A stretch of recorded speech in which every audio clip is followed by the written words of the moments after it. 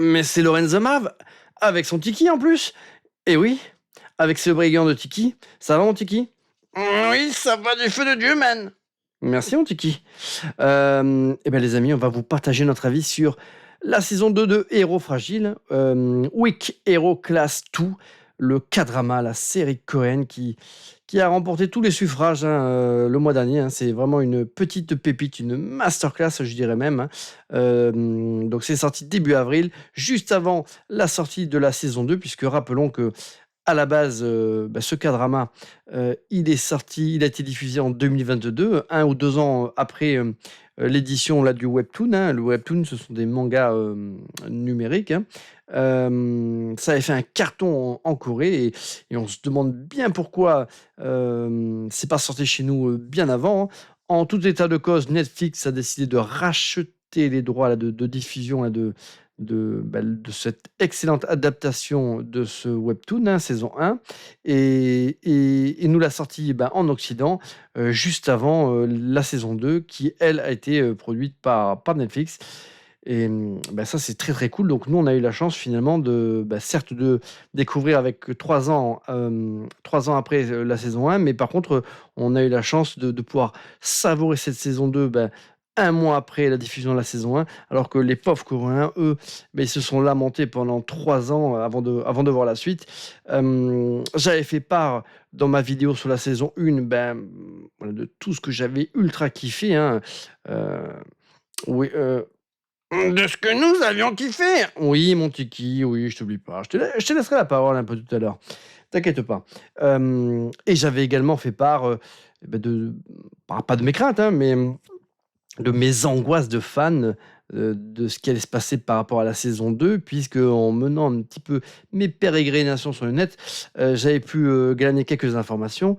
En fait, cette saison 1, donc Weak Hero Class 1, en fait, c'est le webtoon, lui, il commençait directement quelque part par l'histoire de la saison 2, sauf erreur de ma part, et ce que l'on a pu voir dans la saison 1, c'est, l'adaptation de flashbacks sur pas sur la jeunesse, mais sur les événements passés, de Siwoon avant, qu'il intègre donc, ce lycée-là de Yunjang, et donc, voilà, mes angoisses, par rapport à la fin de cette saison 1, c'était, notamment par rapport au sort de un personnage, dont j'espérais beaucoup mais comme effectivement, ce personnage-là, n'existe pas dans le webtoon, en tout cas dans le temps, présent de l'histoire, j'étais un petit peu désespéré à l'idée de lui avoir dit quelque part adieu de la pire des manières, possibles, dans l'épilogue de la saison 1, donc voilà, j'avais ces petites inquiétudes, par rapport à ce renouvellement là du casting, qui allait être quelque part, en partie obligatoire, ne serait-ce que pour recoller au webtoon. Et en fait, toutes, mes inquiétudes ont été balayées très, très rapidement. Alors donc, au début donc de cette saison 2, Sihoon, après les événements donc, de la saison 1, Sihoon n'a pas d'autre choix que d'être transféré dans un nouveau lycée, et dans ce nouveau lycée, comme on avait pu le voir d'ailleurs dans la toute fin de la saison 1, dès qu'il arrive là-bas, les ennuis recommencent et de nouveau il est la cible, de d'autres, élèves qui veulent le harceler et le pousser à perdre, on va dire, toute retenue, donc voilà, la saison 1 s'est terminée, par ce transfert de Sihoon dans ce nouveau lycée et on nous montrait assez rapidement que, malheureusement les choses, n'allaient pas être bien différentes, du lycée précédent. Donc cette saison 2, donc on est dans un nouveau contexte, un nouvel environnement. Sihoon doit vivre avec, les traumatismes, laissés, par certains événements, qui se sont passés dans la saison 1 que je ne vais pas spoiler. Donc, ça, c'est quelque chose qu'il a en lui et qu'il doit contenir pour éviter que éventuellement des événements similaires puissent se reproduire. Et donc un petit peu comme dans la saison 1 où il se tenait un petit peu à l'écart des autres élèves, là aussi il essaie de se préserver là, de tout contact, de toute interaction avec d'autres élèves, hein, pour éviter du coup de se retrouver dans des situations conflictuelles où il pourrait perdre le contrôle. Mais malheureusement pour lui, dans ce lycée, comme dans le précédent, hem, voilà, on va dire, contre sa volonté personnelle, il va de nouveau s'attacher à un nouveau groupe, de gentils lascars, et il va de nouveau être la cible d'un nouveau groupe, de vilains, de coquins même, je dirais, lycéens, et ça va partir assez rapidement en vrille, comme ce fut le cas également pour la saison 1, mais avec des ressorts dramatiques, des ressorts scénaristiques complètement différents. Donc ils ont réussi à conserver le charme de la saison 1, mais tout en proposant une histoire, bien différente de celle qui nous avait été livrée. Donc ce n'est pas une redite, hein, c'est véritablement une nouvelle histoire qui nous est proposée, voilà, de nouvelles relations amicales qui sont créées, hein. Ces personnages-là ne sont pas les clones de ceux que l'on avait pu, de ceux avec lesquels on avait pu s'attacher dans la saison 1, hein. Ce sont véritablement de nouvelles personnalités ultra riches, ultra intéressantes, et l'adversité, à laquelle va être confronté, notre, nouveau groupe là de potes, hein, ils sont 4 pour le coup, contrairement à la saison 1 où ils formaient un trio, hein, du moins dans les premiers temps. Ils vont être confrontés à une organisation, criminelle, hein, une organisation même pyramidale, hein, et qui trouve, ses racines, hein, donc à ses branches, les plus diffuses jusque dans, le lycée où vient d'atterrir donc Si-Woon, hein. Donc heu, donc très rapidement, voilà, contre son gré, il va être amené à devoir s'opposer à certains de ces membres de cette organisation criminelle, auxquels sont liés indirectement, ou directement même, certains de ses nouveaux compagnons là de bahut, et et bien qu'il se soit juré, lui, de ne plus avoir recours à la violence, malheureusement, c'est la violence qui va venir à lui, et et ça va prendre, et voilà, je vais pas spoiler, mais ça va partir complètement en vrille, et pour notre plus grand plaisir, j'ai envie de vous dire, hein, la série, elle est ultra exaltante, hein. On souffre avec, les personnages principaux. Moi, j'ai vécu, voilà, j'ai mal vécu certains passages, hein. Voilà, je me sentais impuissant sur mon canapé. J'aurais tellement voulu là être au milieu de ce groupe là de copains, et de se défendre et de latter là voilà, tous ces vilains lascars là qui peuvent pas s'empêcher de venir leur pourrir la vie. En tout cas, voilà, j'ai ultra kiffé cette saison 2, au moins autant que la saison 1. Les méchants, mais ils sont, voilà, ultra classe. Alors, j'avais adoré la saison 1, je dirais pas que je préfère la saison 2, elle est complètement différente, elle est tout aussi intéressante, tout aussi exaltante, mais par contre, on sent que pour le coup, elle est véritablement l'adaptation, d'un manga.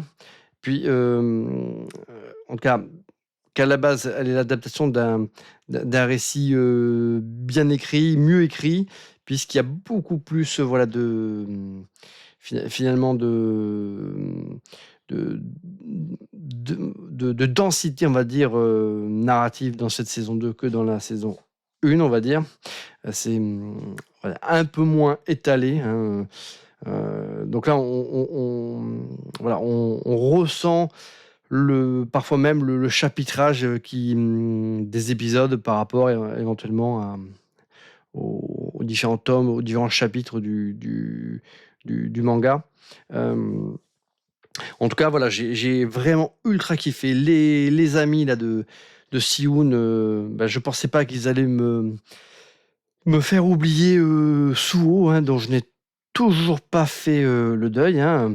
Mais voilà, si vous regardez la série, vous aurez sans doute une belle petite lueur d'espoir à la fin de la saison. Par contre, voilà, ne vous attendez pas à le retrouver dans cette saison 2, hein. D'ailleurs, il ne figurait pas au casting.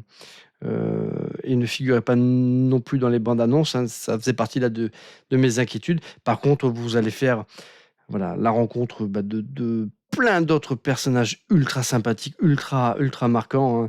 Alors, pour ceux qui ont vu la série, hein, notamment Park Yoo-min, incarné à l'écran par Ryo Hoon, lui, il est excellent et j'adore l'épisode où il intervient pour la première fois, et avec ses cheveux là, colorés. J'ai vraiment l'impression que lui, il était sorti directement là, d'un manga de JoJo's Bizarre Adventure, hein.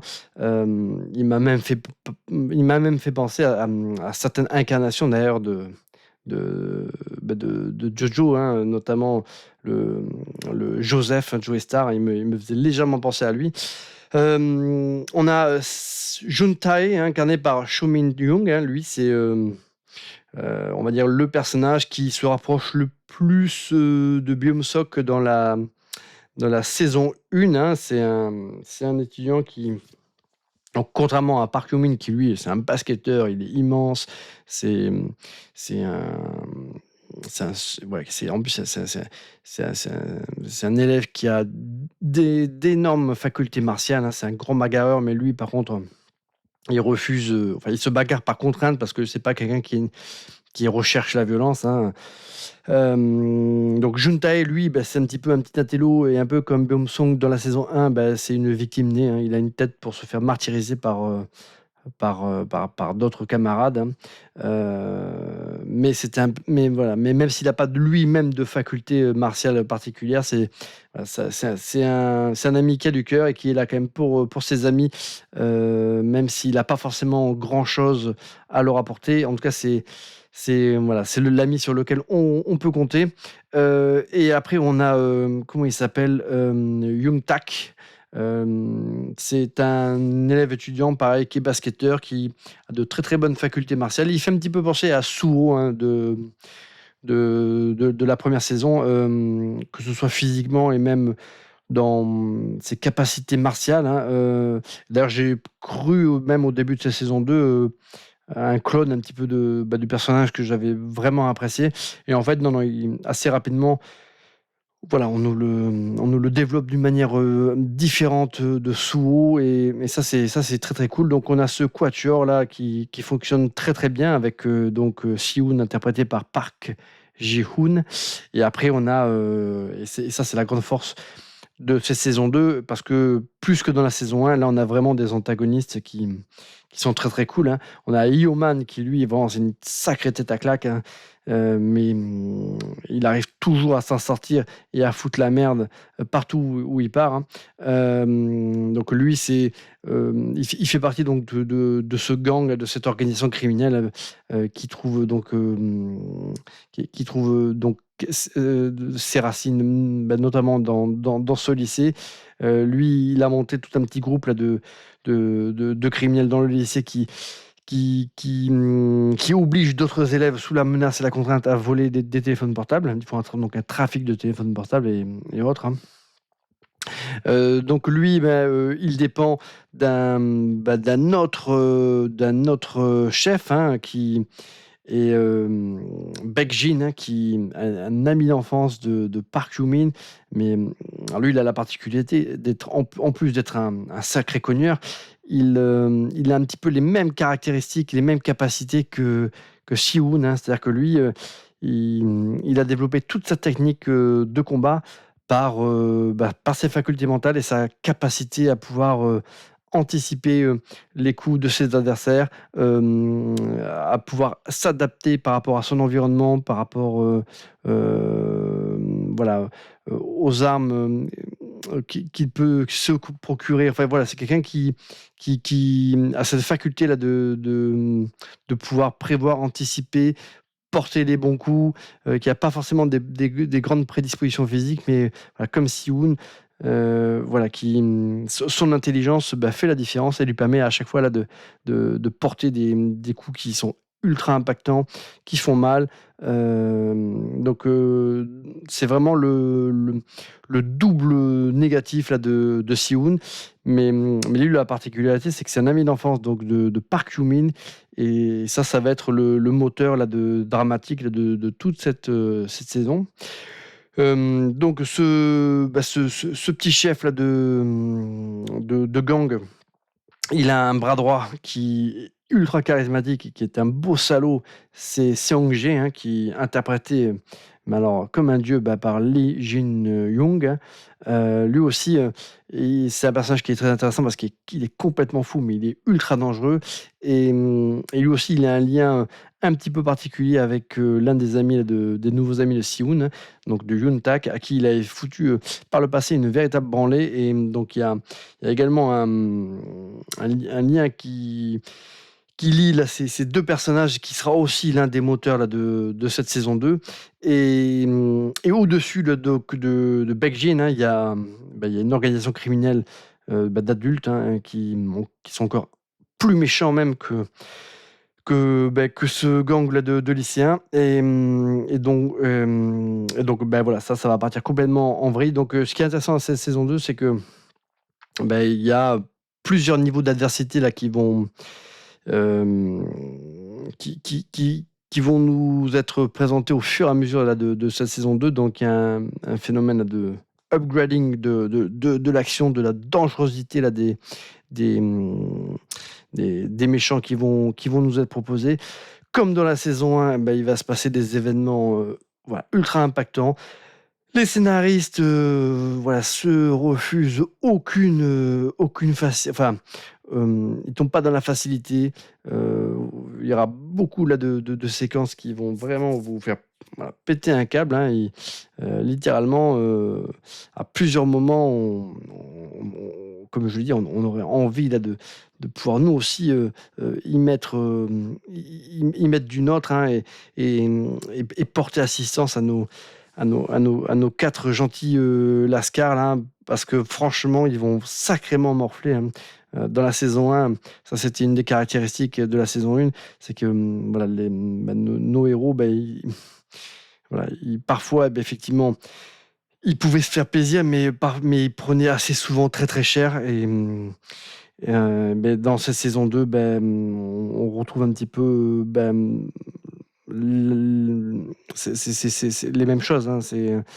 C'est que même s'ils font face, à chaque fois, ils souffrent énormément et on souffre avec eux. Donc voilà, franchement, une série qui de prime abord, voilà, si vous regardez que la bande-annonce, vous allez vous dire, c'est une série pour ados attardés qui n'aiment que la violence, hein, alors qu'en fait, c'est une série qui parle de beaucoup de choses, hein, notamment voilà, de la violence en milieu scolaire, de tous de ces phénomènes comme ça d'isolement, de harcèlement de nos jeunes. Donc voilà, c'est une série qui certes est violente, mais en tout cas qui reste quand même un portrait quand même, alors peut-être un peu exagéré, mais assez finalement réaliste de ce qui peut se passer dans certains établissements scolaires, hein. Et on sait que le harcèlement, la violence, malheureusement, ça fait partie là de ce genre de lieu, hein. Mais en tout cas, voilà, la série, elle est très très intéressante, très très intelligente. Quand elle propose des scènes d'action, les scènes d'action sont très très violentes, très très réalistes. Mais voilà, il y a des moments voilà, plus légers, où on peut voilà, développer tous ces instants de camaraderie entre les personnages. On a tous ces moments voilà, ultra émotifs. Voilà, quand ils sont, voilà, quand ils résultent d'événements difficiles auxquels ont été confrontés nos personnages. Donc on souffre avec eux, on rit avec eux, on s'exalte avec eux quand parfois ils peuvent voilà, rendre l'appareil, hein. En tout cas, c'est une très très belle surprise que ce Weak Hero Class 2, qui réussit l'exploit de faire aussi bien que la saison 1. Maintenant, ça va être très très très difficile d'attendre cette saison 3, hein. Mais voilà, j'ai l'impression que cette série, elle a quand même conquis, voilà, elle a quand même trouvé son public, globalement conquis la plupart des spectateurs qui lui ont donné sa chance. Donc, il n'y a aucune raison qu'on n'ait pas, à court terme ou moyen terme, une saison 3. C'est vrai que là, comme ça, on pourrait se dire, mais qu'est-ce qu'ils vont raconter? Ça va être difficile dans le même contexte, de nous proposer à chaque fois de nouvelles histoires, mais en fait, bah, moi, je pense qu'il faut faire confiance aux scénaristes, comme ils l'ont fait entre ces 2 saisons. Voilà, il y a plein de choses qui peuvent être dites, qui peuvent être faites encore. En tout cas, c'est un récit qui avance aussi par ces personnages, et voilà, et ces personnages, ils sont ultra, ultra sympathiques, ultra, ultra charismatiques. Et ça, mention quand même spéciale quand même au héros, hein, incarné donc par Park Ji-woon, hein, qui a quand même, enfin, ça doit pas être simple parce qu'il joue quand même il incarne un personnage qui doit rester quand même le plus souvent impassible, qui doit rester le plus souvent, qui doit montrer le moins souvent du coup ses émotions, mais par contre, quand ses émotions, il n'arrive plus à les contenir, voilà, il submerge le spectateur, en tout cas d'émotions, en tout cas, voilà. C'est-à-dire que ce personnage, les 3 quarts du temps, il il il réagit à peine aux situations auxquelles il est confronté, hein, mais quand il réagit, quand il a des larmes qui coulent, ben, c'est que, on ressent toutes ces émotions, mais avec un effet, décuplé. Donc c'est en tout cas, voilà, c'est un acteur qui a énormément là de qualité, hein, en tout cas, c'est une énorme performance d'acting pour Park Ji-woon, hein, qui en étant, voilà, austère dans le jeu, bah, en tout cas, arrive à proposer quand même, une interprétation ultra, je trouve, en tout cas ultra intéressante d'un point de vue émotionnel de ce personnage-là. Et écoutez, moi, je vous recommande, cette saison 2. Si vous n'avez pas vu la saison 1, jetez-vous dessus. Regardez-la en VO, STFR, parce que en VF, c'est une catastrophe. De toute façon, tous ces programmes coréens, il faut les regarder en VO STFR, hein, parce que sinon vous allez perdre, franchement, vous allez y perdre énormément, dans l'intérêt de la saison, hein, enfin de la série, hein. Un mauvais doublage, ça vous transforme complètement votre expérience. Donc moi, je vous recommande, de regarder en VO tous ces programmes coréens, et celui-ci en particulier. En plus, comme il s'est passé quelques années entre le tournage des 2 saisons, j'avais aussi cette petite crainte que physiquement, forcément les comédiens ils vieillissent, hein. Et bon, là, en cas, Park Ji-woon, lui, on a l'impression qu'il s'est passé 1 an entre les 2 saisons, hein. Franchement, physiquement, il a quasiment pas changé, hein. Donc ça c'est très, très cool, parce qu'entre, voilà, parce qu'entre la fin de la saison 2 et la saison 1, hein, voilà, c'est une rentrée scolaire, hein, donc voilà, c'est vraiment quelques mois, hein. Donc écoutez, moi je vais pas faire mystère, je vais pas, prolonger plus avant, cette, critique, puisque, parce que sinon je risque de tout spoiler. Mais voilà, je vous recommande, cette saison 2. Elle est magique, elle est magnifique. Elle comporte des scènes d'action, de ouf, comme on avait pu le voir dans la saison 1. Il y a des instants, il y a des moments dramatiques qui vont, pareil, vous faire souffrir avec les personnages. Et vous aurez un casting qui va voilà, qui va vous emporter, comme ça avait été le cas pour la saison 1. Donc certes, il y a un certain personnage qui manque à l'appel, hein, qu'on aurait aimé retrouver. Voilà, si vous allez au bout là de cette saison 2, vous aurez, voilà, un petit espoir, pour la saison 3, hein, d'avoir un casting, voilà, qui regroupe, on va dire les 2 saisons et là, ça serait très, très cool. En tous les cas, je vous recommande. Je crois que Tiki, tu voulais, toi-même, y aller de ton petit commentaire, hein? Ah ben enfin! Ah! Ah mais alors celui-là, mais quand il tient le micro, il le lâche pas. Ah ben moi, Week Hero Class 2, j'ai ultra kiffé. J'ai ultra kiffé. Je dirais même que j'ai presque plus kiffé que la saison 1. Enfin, non, mais j'ai tellement adoré. Il me tarde la saison 3, mais c'est vrai que Suo, il me manque énormément. J'ai vraiment chialé comme un bébé à chaque fois que... Non, Tiki, tu peux pas spoiler là, tu vas tout spoiler, donc tu ne dis rien. Bon, d'accord. Mais en tout cas, Park Yoon-min, c'est voilà, de nouveau mon personnage préféré. Il est ultra badass. On dirait JoJo's Bizarre Adventure. Il a une classe de ouf. Voilà, c'est un personnage que, que j'ai kiffe. Voilà, les amis. Bah, merci, Tiki. Mais c'est un avis ultra enthousiaste pour une fois. Et en plus, tu n'as pas dit trop de saloperies. Bon, bah écoute, il y a du mieux, il y a du mieux. Tu vois, ta thérapie, elle commence à faire effet. Eh bien, écoutez, les amis, c'est tout pour cette trop longue vidéo. Et je vous dis à très bientôt. Donc, mettez-moi dans les commentaires si vous avez aimé cette saison 2.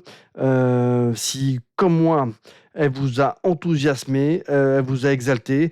En tout cas, moi, à chaque fois que je termine une saison, une série comme celle-ci, je me lamente parce que je me dis, mince, qu'est-ce que je vais regarder maintenant qui va me procurer au moins autant de sensations que cette série. Donc c'est toujours difficile. En général, ce genre de sensation, on le retrouve dans d'autres K-dramas, hein, dans d'autres séries coréennes, mais celle-ci, elle est vraiment très très cool, hein. Donc pareil, hein, je vous recommande La Traque dans le sang. J'en avais déjà parlé dans ma vidéo sur la saison 1, mais La Traque dans le sang, cette série-là, elle est excellente. C'est une mini-série, il y a qu'une saison, mais qu'est-ce qu'elle était exceptionnelle cette série. Elle était ouf. Je vous recommande, donc ça c'était sur Netflix, et je vous recommande Death Game, le jeu de la mort, hein, sur Amazon Prime. Pareil, un K-drama qui était excellent, excellent, excellent. Qu'est-ce que j'avais aimé aussi, c'était Yu Yu Hakusho, hein, ça c'était ouf, et je crois qu'il y a une saison 2 qui va pas tarder à arriver. Donc ça, c'est l'esprit DBZ. Donc ça, Yu Yu Hakusho, ça je vous recommande aussi, hein. Euh, et puis les amis, je vous dis à très bientôt pour une prochaine vidéo. Donc likez, partagez, mettez-moi vos commentaires, et on se dit à bientôt pour une prochaine vidéo.